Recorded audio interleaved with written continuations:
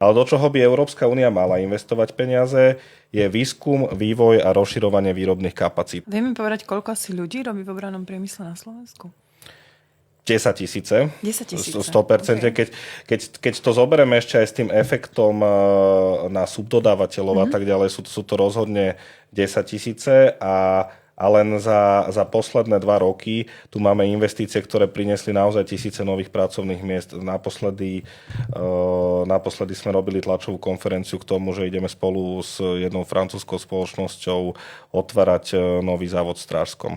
Keď si spomenieš, tak tam bola zatvorená fabrika, tuším Chemko sa to volalo. A my sme vtedy povedali aj ako Smer, že keď budeme pri vláde, tak tam tú robotu vrátime.